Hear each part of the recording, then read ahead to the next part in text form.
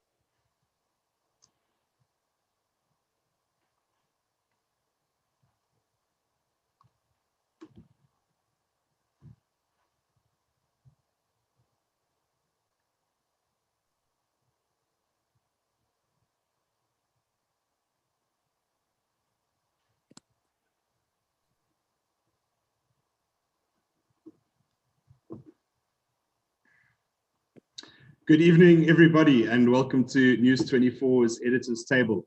My name is Lloyd Bernard. I'm the editor at Sport 24, and I'm joined by an esteemed panel of rugby minds this evening. We're going to be looking ahead to the third test between the Springboks and the British and Irish Lions in Cape Town this Saturday, exactly 48 hours until kickoff. 2 more sleeps, and we'll have a winner in the series. I'm going to take you all through the panel, just some introductions. I'm joined by Sport 24 Deputy Editor, Sibusiso Mjigeliso. Welcome, Spoo. Thank you. Nice to have you. Like, I don't see enough of you on a daily basis. Let's get into it. And we've got Dr. Brendan Fenter with us, a News 24 columnist as well. Dr. Brendan, thank you very much for taking the time. We appreciate it. Thank you, Lloyd. Nice to be here.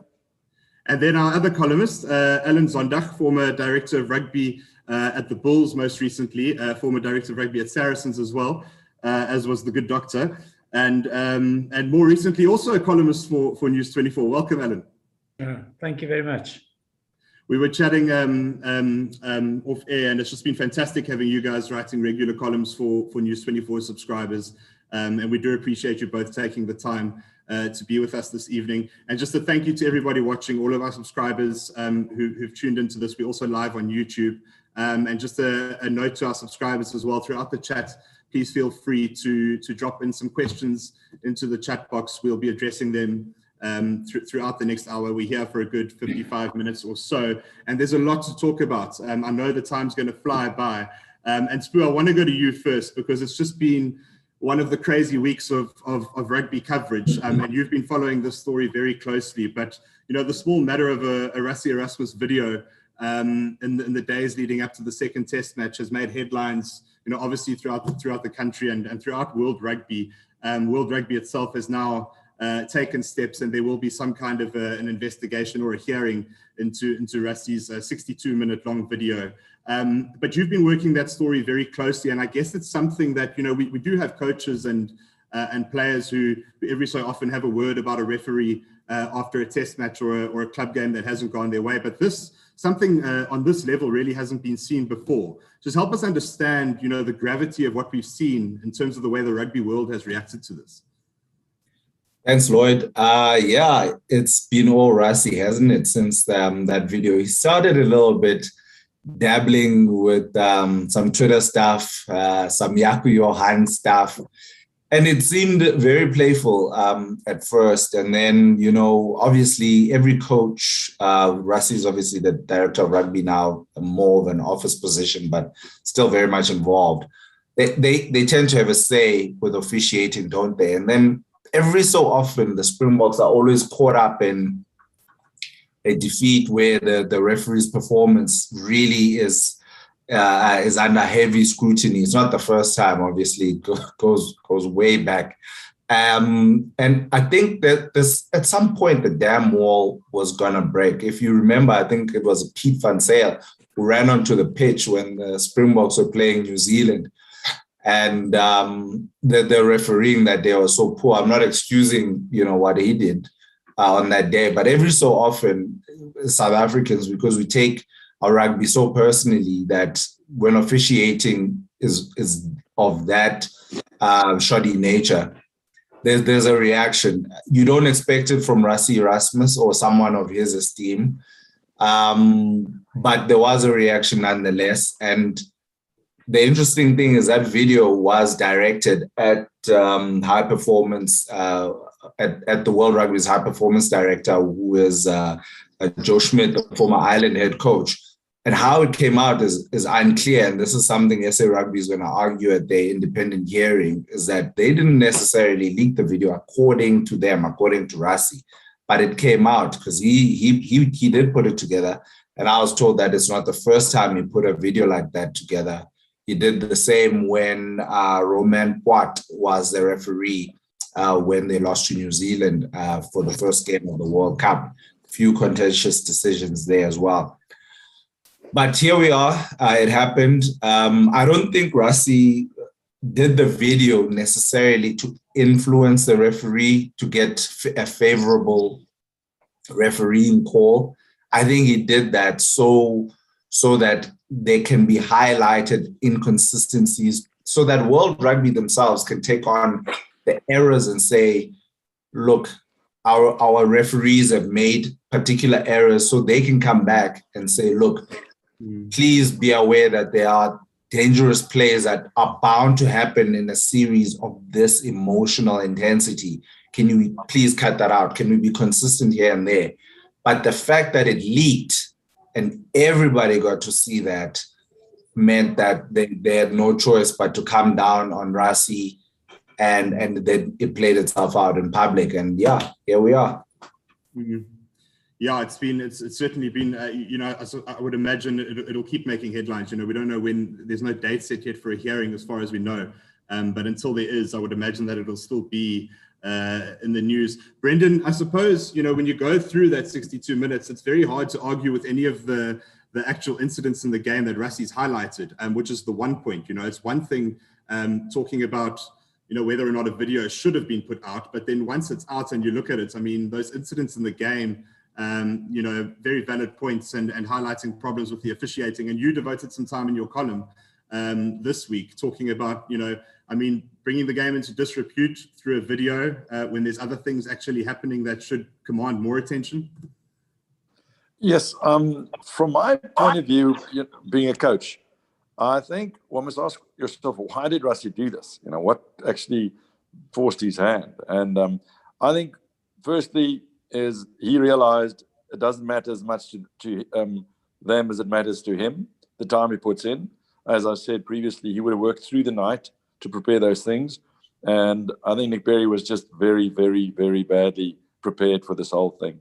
I think that was the main thing why Rassie was so cross. And the second thing, which people misunderstand, we often say as coaches to referees, it's not the decisions you make that we've got a problem with, because that's where they go both ways. It's the decisions you don't make. So every time an opposition player is offside or doesn't roll or does something illegal, he gets an advantage above me if the referee doesn't penalize him. And I think that's the thing which was the most frustrating thing with Nick Berry. Fine, he was rude to Sia and he didn't respect Sia and he made some other errors, but there were so many poor decisions from his side. And he didn't referee the game like he said he would. So that's why they could stop our maul. This week, they can't stop our maul because it's illegal. And Maro can't play the guy in the air, and Maro can't get in between the supporter and the jumper, and therefore it's hard to stop them all. I think that's where it's coming from. And I think it's a frustration. I think the video was leaked, and it was leaked by Rassie, without a doubt. That's the way that Rassie does things. But that's the way it is. He's not wrong, as you said. Mm. Alan, we were talking a bit about these fine margins. Ben O'Keefe, in the second test has a cracking game by, the general kind of response to the way he officiated that game, was that he did a very good job. And then, you've got Mathieu Reynel now for the third test. But we were talking a bit about those fine margins. I mean, could an entire series, two evenly matched sides be decided on, a refereeing decision going one way or the other? I definitely think so, between these two teams, because they are so well balanced, and it's still going to be at the end of the day where the last test is going to be played to get a winner out of the series. It's still going to come down to decisions by the referee. It's either going to be that, or maybe mistakes the coaches make of using their substitutes at the wrong time. Anything like that can happen in the last test, and that will change the game, going for the Lions or going for the Springboks. So it's a difficult test series, and with everything that's happened, there's so much pressure on the referee now that we'll have to see how the French referee is going to handle the situation now in the last test. And also, sparing a thought for Marius and the TMO box as well. We've seen the kind of spotlight on that position. And you would imagine that going into the weekend there would be one or two more. That could go either way. I mean, that Lucanio Am try, really from one angle looks one way, from another angle looks the other way. So these positions that these guys are in are certainly not positions we would like to be in. But Sbu, we were chatting a bit about the fact that some people are saying that because of all the off-field stuff around this series, and then you factor in COVID, and that the schedule got somewhat disrupted with the warm-up games, and then you've got this kind of off-field noise centering around referees, and any suggestions that the tour has kind of been diluted. Some people saying, it's not been a great advertisement for rugby. It hasn't been the best of Lions tours. But when you look at the rugby that's been played and how evenly matched these two teams are and the quality of the individuals on the park, I mean, what are your thoughts on that? Has this tour in any way been diluted by what's been happening off the field? I don't think so. I'll have to be honest. This is my first Lions tour involvement, not watching from the outside as a fan. Obviously watched the 09 and the 97 tours. But I wondered, before the tour, no fans, COVID bubbles, the whole lot. I wondered where the theater was going to come from. And I'm not saying that things should happen just for theater's sake. But I did wonder where the vibrancy of it all was going to come from. You can't manufacture it. It's something that happens organically with these tours. And without fans being there, a lot of it has to do with people. Like what is the Red Army doing when they're here in South Africa? What are South Africans doing in response to having been invaded in such a way? Then the rugby on the field becomes, I think, the nostalgia of the spectacle of what it was is what's led a lot of European writers to call this probably their worst tour of previous tours. I mean, I read an article at Wales Online that said this was the most, this has descended into the most toxic, spiteful mess in Lions series history. And I found that to be gravely unfair because, first of all, we're lucky to be having a tour in the first place. And yeah, absolutely, the Rassie comments have dominated more than the rugby.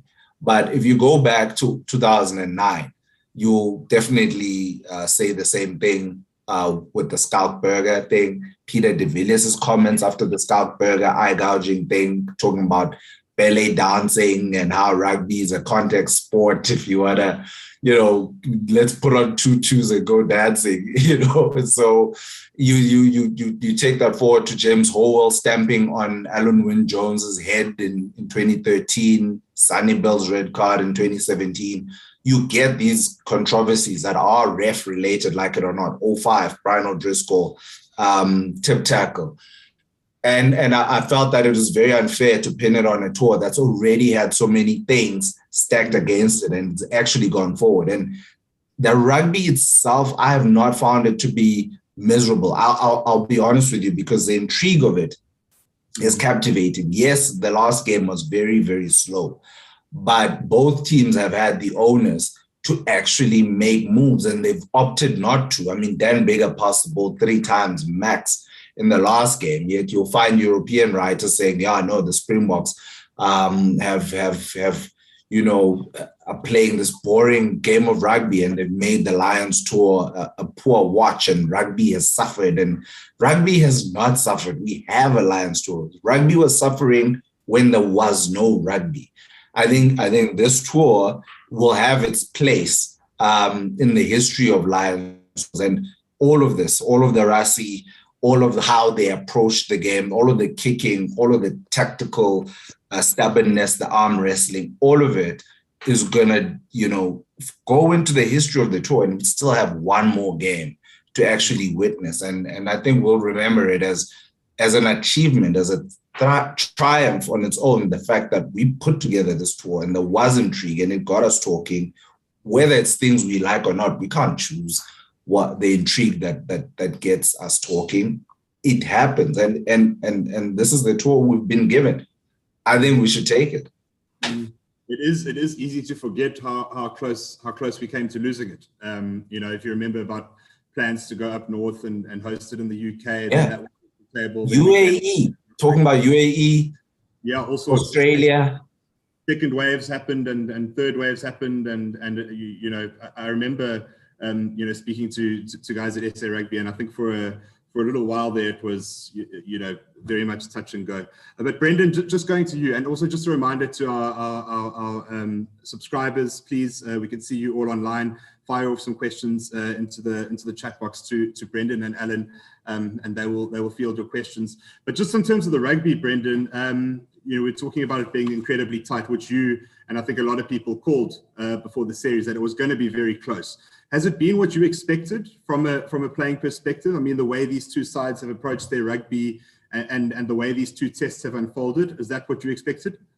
Yes, I think so. I think you just needed to look at who was coaching both teams to know, what was going to happen. That's the way Rassie coaches, and when Jock with him, and that's the way Warren coaches. I would have actually enjoyed listening to the conversation with Gregor Townsend, who actually loves an expansive game, and and him and Warren getting on with this. But that's what they do, and it works for them. It's worked for them for a long time. I think what Alan said earlier is very true. This could actually come down to luck, old-fashioned luck. You look at our performance on the weekend, and I spoke about momentum previously, but was the Henshaw try given? There was a 7-point score just before halftime. That changes the game completely. If Dan Bigger had kicked the penalty when it was 11-9, because scoring points gives teams energy, gives teams momentum, it turns momentum. And every little one went against us in the second half. In the first test, we were cruising that. It was easy. Our plan was working. A couple of things went their way. Exactly the opposite happened. And this is what I think is going to happen in the third test. And you actually don't want to be in that position. You want your team to be the better team. So the set piece is the one area I actually think we can kick on. I'm really hoping for that. They've picked a new Lucid, which makes a big difference. He's really good that Lucid of Wales. And Mako is a great rugby player, but he's not an attacking scrummager. It's the same thing with Roy Sutherland. He's not an attacking scrummager. And I think that's the one area, if we're going to win this series, if we can do them in the scrum and we can maul the way we maul, they will not beat us. Then we will win comfortably. Alan, do you foresee any changes to the way either side approaches this, given that it's a series decider? I mean, obviously the huge focus on set piece, obviously the kicking battle remains, crucial. Do you foresee any changes tactically from either the Lions or the Springboks going into this test? No, I don't. I think Brendan will agree with me. I don't think they'll change. This is like a final of a World Cup. I think if one of the teams in some way can get a lead, a comfortable lead, I think you'll see a bit of rugby being played. But before that happens, I think it's going to be a stalemate. It's going to be a chess game. They're going to try each other out, and hopefully someone will make a mistake and they'll get points from that. So I think that's going to be the pattern for Saturday.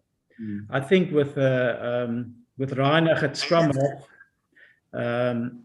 He's a different player to Faf, and I've always thought that someone like Reinach, and I see when he played in the Premiership how many tries he scored for Northampton, for example. I think if he can get a half a gap, get an opportunity, he's the type of player that can maybe score tries out of nothing. So, but it's going to be tight. There's no doubt about that. I remember when we were doing chats before the Rugby World Cup final in 2019, one of I guess England were obviously playing incredible rugby at the time, and had obviously just won that semi-final against the All Blacks. And one of the questions was, if South Africa go down, kind of 10, 15, 16 points at some point in the game, early on in the game, is there enough there to get back into a game? I guess, there's still a possibility of that happening. If that does happen to South Africa on the weekend, is there enough outside of set piece and kicking to score tries and get back into a game when you find yourself behind on the scoreboard? You're asking me, Lloyd? Yeah. Oh. Well, it was to Alan, but go for it. We can just dive in here. This is no, not for me. No, the answer is absolutely not. We haven't learned to play like that. I think we'd say we're first starting to crawl, and then to walk, and then to run. And this team of Rassies is still young in its development, and I don't think we can chase a game. We just don't play that way. I don't think it's as simple as that. I don't think we've got a style of play. We've got the way to play. And I also think the Lions' defense is too good. You can chase a game against poor defense, but it will be very hard. You'll have to play from deep. Alan, same kind of feeling? I think it even applies to the Lions, the British and Irish Lions. I think the same will apply to them. I don't think, if you watch the way Wales played over the last few years, and Brendan mentioned that earlier, under Gatland, they're not geared to chase a game in a different way. So I can't see any of the teams doing it. If someone has a comfortable lead, I think you might see some rugby, maybe. But I think they're going to go all out just to win this test, and for them to get on the plane and go home, and for us to be the champions again. We've got a question from the chat box, and I am going to put this one to you, Brendan, given your talks about momentum, and this is momentum week to week. The question from Anonymous is there any chance the Boks might find themselves being a bit flat this weekend, given the Herculean effort of last weekend? And if not, then what about kind of running out of gas heading into a rugby championship beyond? In terms of running out of steam and maybe peaking too soon with that second half performance, I mean, any concerns around that for you? So, that's a bit of a misconception that people run out of gas, that they peak too soon. It's not at all how rugby works. Rugby works on a principle that you get energy and you lose energy with instant things. So we'll go into this game unbelievably motivated. And I think we normally start quite well. We've got a conservative way of playing. But within the game, things are going to happen. And our ability to deal mentally with those things is what's going to give us energy. And there's no better energy giver than scoring points, scoring tries more than even kicking. And there is no better energy giver than winning. So if we score points and we beat the Lions, we will beat the Lions, and we will have energy, and we'll go into the next competition with energy. And that's just the way the world works. It's all about energy. Mm-hmm. Spoo, let's go on to team selection. I mean, the Springboks forced into a couple of changes. Peter Steph du Toit doesn't play, which is big, and Faf de Klerk doesn't play, which is big. Just your thoughts on that. I mean, let's start maybe on the scrum half. I mean, Alan was talking a little bit about what you get from Kobus, but what do you lose in Faf? I mean, if you go back to Rugby World Cup, so much of that game is based around what he does. There's obviously nothing you can do. But do you expect him to try and kind of replicate the Faf de Klerk role in that side, almost, carbon copy? No, not at all. Different players altogether. Faf gives a lot, man, to this team.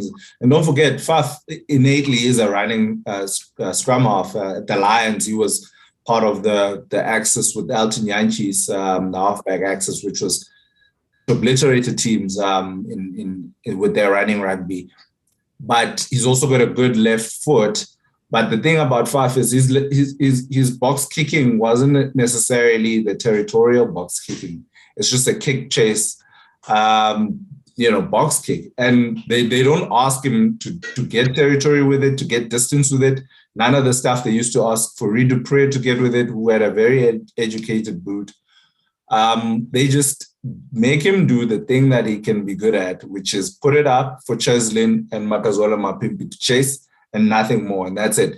And I think it's worked. He's left-footed, Andre Pollard's right-footed, Willie Leroux's left-footed. It's just a nice mix. You bring in Kobus Reinach, not so much of a kicker, but they might do the same with him and say, look, we don't want you to do anything above what you're able to do.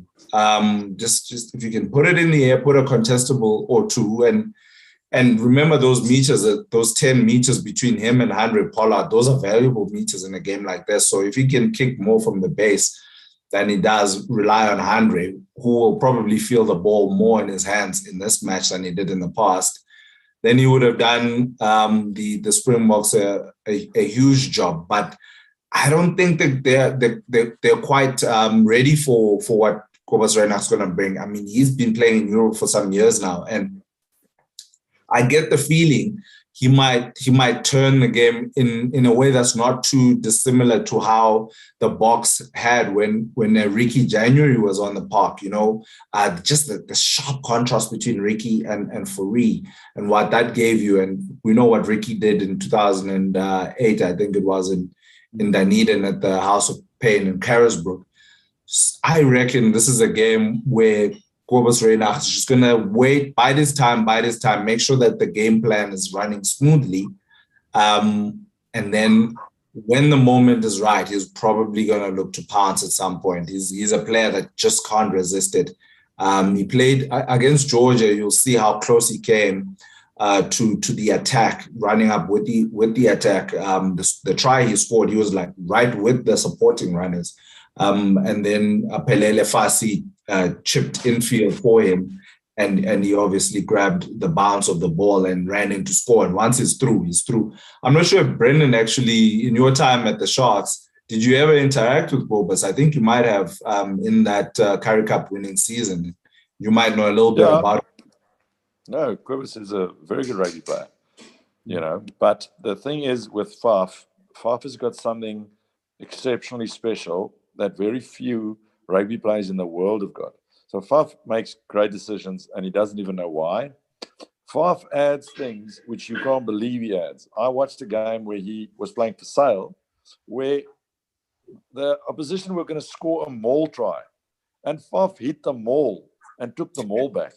I was rewinding and saying it can't be Faf that. It was his weight he added. He gets his body into a great position and he pushed the maul back, against Exeter.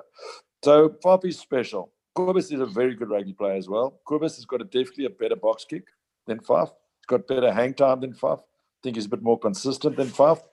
But general all-round game, Faf is just a magical scrum off. Mm. Alan, the other big loss is Peter Steph du Toit, and a bit of a bit of movement in that loose trio now, and the Springboks find themselves fielding a new look loose trio with Franco Mostert obviously going to number 7.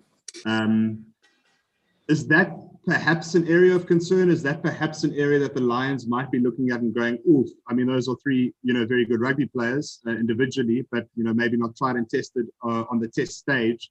Could that be an area where the Lions might feel like they could get an upper hand? Well, if the Lions play the way they played in the first 2 tests, I don't think it's going to really make a difference. If you were playing the French tomorrow and they're going to keep the ball alive and it's going to be all over the park, then we might have had a problem. But I don't think the way the Lions have played up till now, it will make a difference. Mostert is a very hard worker. And he gives 500% per match.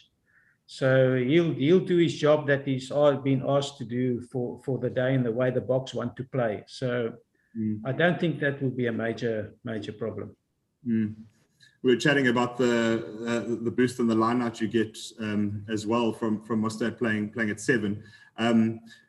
Sabu, I suppose, you know, without a Dwayne Vermeulen, without a Peter Steph du Toit, it helps that your captain and number 6 is playing as well as he is. Yeah, no, Sia has just been great. I actually wrote a column before the Lions series started, and he was a doubt because of the COVID.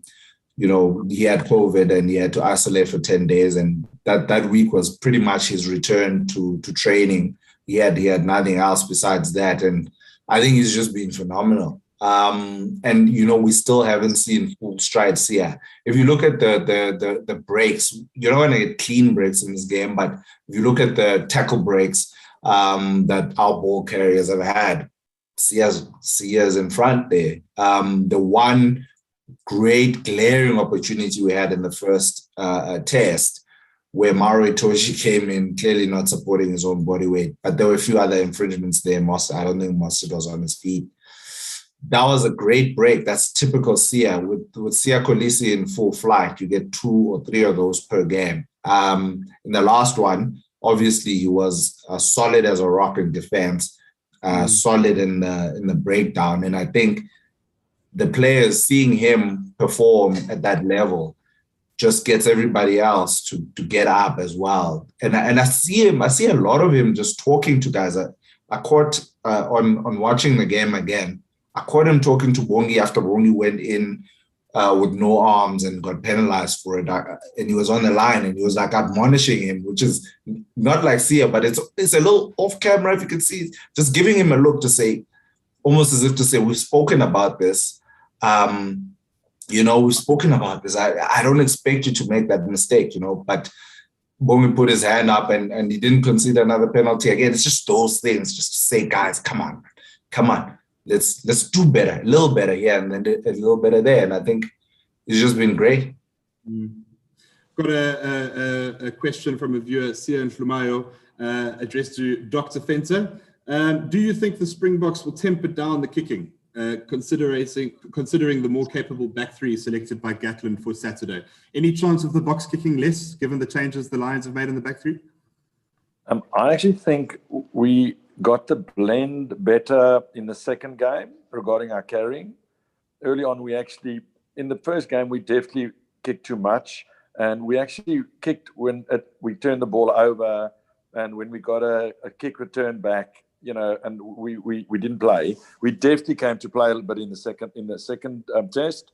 And it also gave, I think, a positive thing to Nakeef. I think it made a difference. So I think the trick in kicking is running the right ball back, kicking the right ball. I think that's the thing. And regarding the kicking, I mean, Liam Williams, the fullback, is exceptional. You know, he's even better than Hogg in the air. So, you know, he is very good. Another question. So your question is, are we going to kick less? No. You know, if we get field position, we're going to run more anyway. You know, when we played the English and we did so well, it was because we ran the correct ball back. We didn't kick less in the final. We just used our opportunities. And also, I mean, you know, those 2 tries in the second half, crazy to think that they both came from kicks inside the 22. I mean, that was kind of what broke the defense, you know, as it were, was suitable moment for kicking genius. We've got another question from Ingrid Kiwi. We're going to put this one to Alan. What went wrong with our lineouts in the second test? Did it come right when Lord came on? I think in the first half there were a couple that didn't quite work out. Anything in particular that you could put your finger on, Alan, in terms of what was going on there? No, you're asking a scrum off. I'm not sure. I'm actually not sure why it went poorly in the second half. But if I think back, it might have been the throw, which was the major problem, and the timing of the throw. But it's not something that we should be concerned about.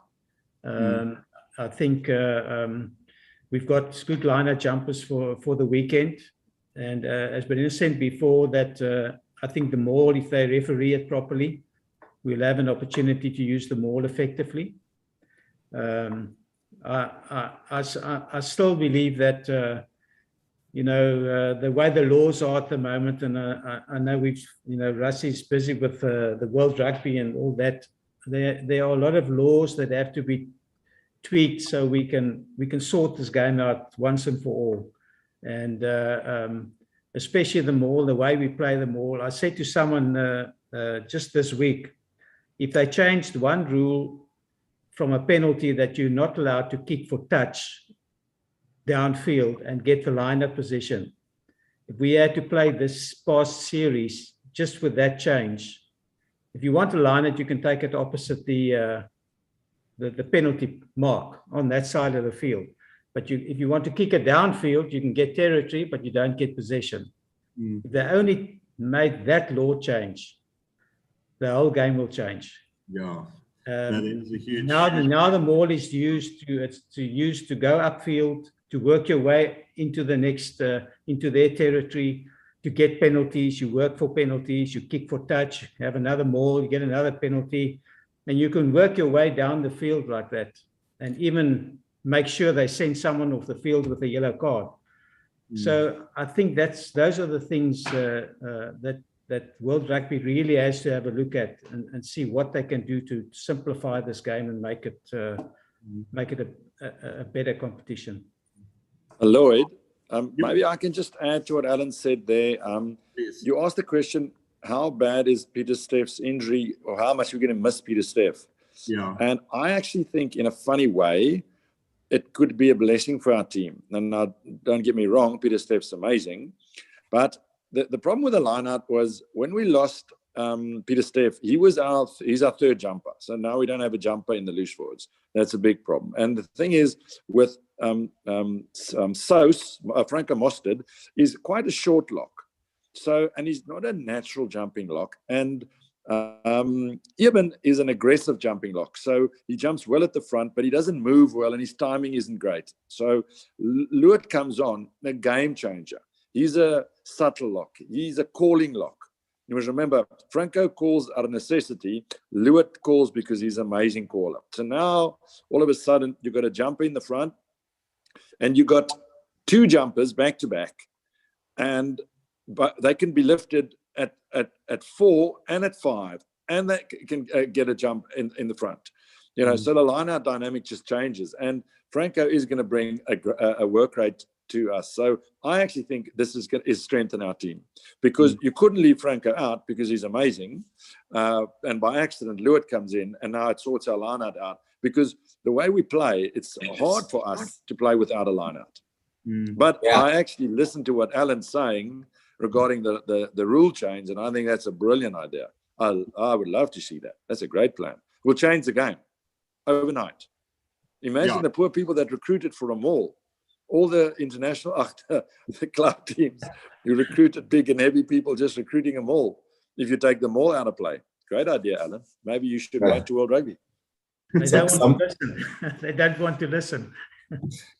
Someone once called it legal obstruction. But I want to get on that point you mentioned, Brendan, about Ruud de Jager. I was actually chatting to Lloyd about it, how he is such a fantastic reader of the lineout, almost Madfield-like. When he came on, he picked off 2 Ken Owens throw-ins in the second half, and he got there not by the fingertips, not scrambling. It was almost as if the throw was intended for him. He just landed almost like right to his ribs, and that's how phenomenal Ruud has been as coming on as a substitute. He is a little match shy, but I think if they tell him just go 80 minutes, leave nothing in the tank, you get a break whenever you get a break, just go flat out. I think he's going to be. I see the Springboks making dog's dinner of the Lions lineout. Neither Cowan Dickey nor Ken Owens are the best throwers. For me, maybe they're just average and they're not superb, but they're definitely readable. And I think that's where the Achilles heel is going to be, and that's where the Boks are really going to pick off the Lions this weekend. Let's just go back to the chat panel here. I've got 2 more questions from Peter Anderson and one from Mark Casey. I'm going to put them to you, Brendan. What do we know about the French referee, Mathieu Reynal? And how do you think Sia, Jacques, and Rassie will handle him? The second question is related. Is a Northern Hemisphere referee this Saturday likely to create variations in rule interpretations when compared to the way the Southern Hemisphere refs have ref? Those are two very, very good questions. I think this Northern Hemisphere thing is very relevant, and they will be used to him. But Rassie and Jacques prepare well. They will know what he's about. He's got a strong personality, this guy. And you must remember the reason Ben O'Keefe was so good was because he took his time, because these decisions matter. For me, that's the big thing. And these decisions, the big ones, are actually made by 4 people. So you've got the 2 touch judges, you've got the referees, obviously in control, and then you've got the TMO. And Ben O'Keefe managed it really well. And I actually think it's taken a lot of the one referee problem out of play. So I'm not too worried about the thing. But they're normally big on the scrum. So if you first get on the wrong side of the rev in the scrum, he's going to go for you. He doesn't change his mind, the Frenchies. They don't mind the odd contest on the floor, but in fairness, there's so much kicking, so there aren't that many contests on the floor. I think we'll be all right. I think it'll be fair, and I think he'll be exceptionally well prepared because of what Rassie did. And I think World Rugby are going to make sure. I think the refereeing thing, in my opinion, has been taken a little bit out of the equation now. We won't get all the calls, but I think it'll be fair. I suppose you don't mind 63-minute halves of rugby if the decisions are all right. Yeah, and I mean, it's good for viewing. I quite enjoyed the long rugby. I just want to go back to a selection on the bench, Sabu, in the form of Morne Steyn, who provides the fly half cover. Just covering the presses this week, I mean, what can you tell us about the logic behind that and the thinking behind that? I mean, is it a case of just having that experience on the bench where if you're in a pressure situation with 10 minutes to go, you've got a guy like that? Or is it something more along the lines of if, something had to happen to Andre Pollard after 10 minutes, you go to a guy like that, you back him to kind of run the test match for 70 minutes. Just your thoughts on the Morne Steyn selection. Yeah, no, I would agree with you on both of those scenarios because, he can get South Africa playing in the right areas. I think that's a critical thing. I can speak to Morne and what he did to get into the Springbok team, and that's by having a season where for Jake White, he put Jake White's team in the right areas to play. And that's how they managed to beat the Sharks in the Currie Cup final, because they're playing against a vastly less experienced team. Morne's got more experience than Cohen Bosch as a game manager. And of course, they played in the right areas and they pulled away. Yes, it was an altitude.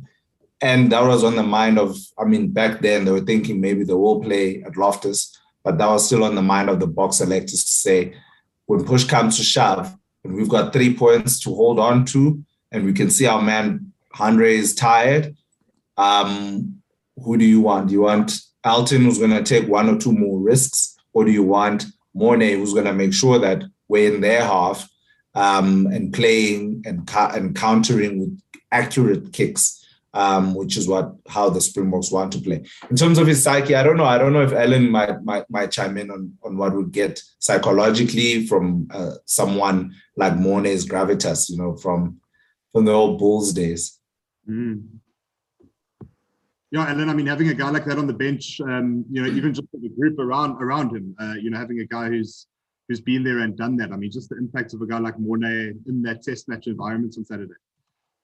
Yeah, Morne is a true professional, and the skills that he's got and the way he executes those skills is top class. Even if he's a bit older.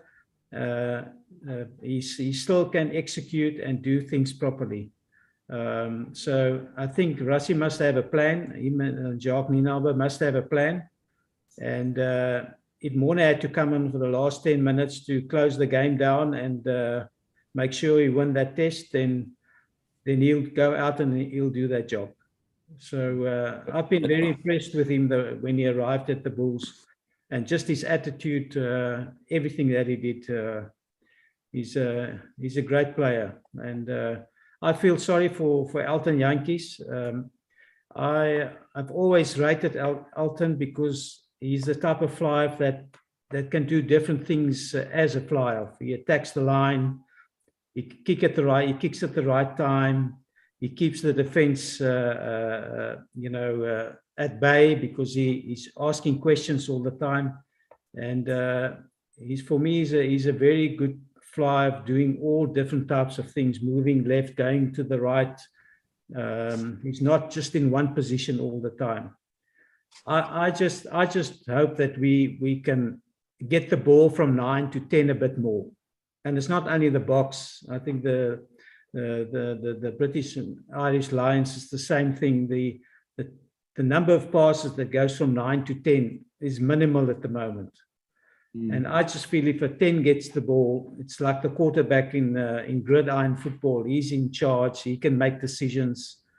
If you want to play a 2-pass game from there, from 10 to forwards, it's fine. But I just feel that the 10 must get the ball a bit more. Because that will make the defense, you'll ask questions on the defense every time. Brendan. Yeah, I actually disagree with you guys here. I actually think that Rassie and Jock have missed a trick here. So let's argue you went like for like. So Andre gets injured early, brilliant move, because Mornay will fight it out. If the plan is working, we're winning the game, we're playing territory, plan A is working, then Andre plays through. But what if we're behind? What if there's 25 minutes to go and it's a 12-point game and we know we can't chase the game? So Gatland put Finn Russell on the bench. Why did he put Finn Russell on the bench? Because he's hedging his bets. He's actually saying, let's go for them with plan A. Dan Biggar, you're going to play your kicking game. We're going to do what we need to do. We get a bit of luck. We're going to win this game. I keep you on the field. But this is the series you're looking at here. Who can change the game? Finn Russell. Who can change the game? Elton Yankees. You go on to Elton, you say, listen, we're 12 points down. Go and make your magic. You can chip. If we're going to lose by 15 or 20 points, it's not going to make a difference, So I actually think it's an interesting one, and I would never, ever have played Mornay. Interesting. While we're on you, Brendan, and I wanted to talk about this guy, and I think you've worked with him a bit recently, but Lucanio is just growing and growing and growing, to the point where Spoo Trucks had a viral tweet this week where he called him the best number 13 in world rugby, and that's certainly not a stretch to think that. But Brendan, what makes him such a good player? I mean, it's obviously the kind of spatial awareness and the defense, but he's got a good pair of feet on him as well. And all of that kind of combines into a superb rugby player. I mean, what for you makes Lucanio stand out? I think the only problem with Lucanio is such a pity that he's so old already, and that he's not 24, 25 years old. He's you asked me what makes Lucanio different. He's got a brilliant personality. The players, it's like Mpimpi. The players look up at Mpimpi and Lucanio so much. They're just good people. They come through a system. They're confident. And I don't know, it's because maybe they had a harder upbringing, but there's a character about them. And that's Lucanio's strength. He's just got a strong mind. And he's a calm leader. The people, the players at the Sharks really respect and like Lucanio. We could talk about his ability to make good decisions on defense, and he's got lovely hands, and where you find a 13 that can create a turnover by stealing the ball, and all these little things. But it's Luke's mind, which I respect the most. His competitive spirit. That's what makes him special. And like Sia, Sia's a competitor. Like Peter Steff, he's a competitor. Like Sos, they're competitors. This Springbok team is a team full of fighters, a team full of competitors. Sure, guys, I'm gonna wrap it up soon. We could carry on all night, and the readers would engage, I'm sure. But it's been so fantastic. I think, Spoo, you and I will have felt it, working in this industry and just seeing the public kind of response to this series. It's just been great. Off-field stuff aside and refereeing and Rassie videos aside, it's just been great having Bok Rugby back. and being able to kind of have these conversations around what happens on the field. I wouldn't be able to let you all go without getting your thoughts on how you see the weekend unfolding. Let's start with you, Sabu. Prediction-wise, you know, what do you think? Box Lions, by how many? How do you see it going? I can't see anything other than a Springbok win, mainly because of that pack, those forwards, those big beam poles, your Franco Mostert, Ruud, and Eben Etzebeth, the front row, and the substitute front row as your bomb squad, finally arriving to the series in the last game. And I also think that Brendan mentioned Liam Williams earlier. Guys like Liam Williams and Josh Adams, I think they might be a little off the pace of the series because it has been insanely intense. And the last time they played, they were playing the Sharks and the Lions. You know, this series has taken on a different complexion altogether. And I fear that, you know, it might take them a while to get going. I know Liam Williams is superb under the high ball, but you know, everyone's trying to win the series, so it's not just going to be enough to be catching kicks. You're going to have to offer a little bit more. I think the Springboks are just going to suffocate the Lions into oblivion, and the damn wall might break. Yeah, I'm seeing something close to a 20-point. I mean, the last one was close to a 20-point as well. It was pretty handsome, 18 points. I'm seeing 20 to 25 points for the Springboks here. I see Cheslin keeping a hold of his emotions. At last, you know, in the last game, he was all over the place. And my Pimpy just growing and growing in confidence. I just so wish Henry Pollard could just get his hands in order. Like, a few passes have gone astray for me that are unbecoming of a player of his stature. But this is the game for him to become. I think if we're talking fly halves and achievements, at least modern era post 1990, Henry Pollard could take the series on and become South Africa's greatest 10 with a performance in this game. And I mean, with a British and Irish Lions Tour win, he'll be in the conversation. But if he has a virtuoso, a Mone Steyn like 09 like performance where he grabs, you know, the scruff of the neck, I think we'll be talking about Henry Pollard as a pantheon great after this, but nothing less than a Bok win for me. No doubt. Brendan, from your side, I don't know how big you are on the prediction game. I know Alan's not a fan, but from your side, I mean, who do you see coming out on top on Saturday? I think we may have lost Brendan. But Alan, I'll spare you so that you don't have to give a prediction, but we do have one last reader question that's come in from Anonymous. What can the Springboks do to get Cheslin Kolbe into the game more? Do you think he's just being marked so well by the Lions and that a gap could open up for him at some point? What can the Boks do anything to get Kolbe more involved on the ball? Oh yeah, absolutely. It's again a good question, you know, because both Mpimpi and Kolbe are such great ball carriers.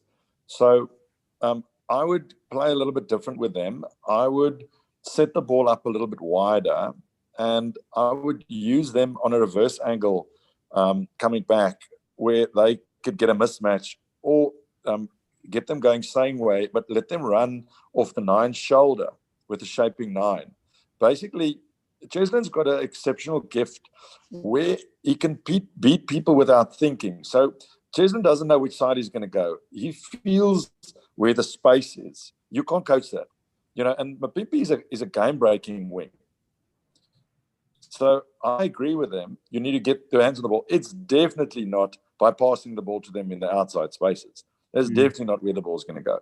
So I would come up with a couple of what we call maps in a couple of plays, deliberately just play them off a second phase like a runner, but give them a bit of a decoy person and then play them short and somewhere where they are tight forwards so that they can get a mismatch, you know. And before we let you go, Brendan, your prediction for the weekend? I don't know if you understand. I'm a little bit more worried than Sibusiso. this is a good Lions team. The Springboks are on fire. We are always at our best when we are the underdogs. When we got everything leaves, we are never amazing when the expectations are so high. So, it's two good sides. Alan started the conversation today by saying the margins are going to be small. I actually think the margins are going to be small. And I think it's, for me, and I mentioned it before, there are things going to go your way in this test match and things are going to go wrong in this test match. And it's the team who deal with the mistakes and the problems the best that's going to keep who's going to win this one. And it's going to be fascinating. I mean, for people to say this is a letdown and they actually just don't know rugby. Honestly, this has been magnificent. Two great sides, two proper heavyweights jabbing. It's like a 15 round or 12 rounds now boxing fight that goes to the count. Nobody gets knocked out, and you go, it's a boring fight. Nobody got knocked out, but it's two super fighters. Both are super fit. Both are well prepared. Both have got a great defense. Both have got some attacking punches that both are scared of. And when they, when there's a points decision in the end, both look up and shake each other's hands and say, "You were a worthy fighter." And no doubt that respect, regardless, everything is still intact between these two teams. You can see it at the end of the match, of the matches. Alan, a final word from you, even if we don't squeeze a score prediction out of you, but just in terms of how you see it going. I think, this is the third and final test of the series, and it's going to be like World War III, if you can say that. It's going to be that. And I still think things will happen on the field where individual players will come up with some brilliance to change the game in favor of one of the teams. So I think that's going to happen. There'll be a Colby or someone else from the Lions maybe that's going to be a game breaker and swing the game around and put pressure on the other team to win it. So it's going to be exciting. Can't wait. Close, and box by 20 from Sabu. And let's hope that Sabu is spot on. I also agree with Sabu. I think, just given that flippant performance in the second test, in that second half, just carry on some of that momentum into this third test, and that's got to be enough given how well they played in those second 40 minutes, you would think. But by all accounts, it's going to be close. Gentlemen, thank you so very much for agreeing to be part of this, and for all of your wise words. And thank you so much to the guys and everyone watching from home. It's been fantastic. Thank you to everyone who popped the questions in the Q&A box. We'll definitely do more. And we're looking so forward to Saturday. As always, stay glued to Sport 24 and News 24. We'll be bringing you all of the action from Cape Town Stadium as it happens and all of the reaction to follow. It's going to be a blockbuster.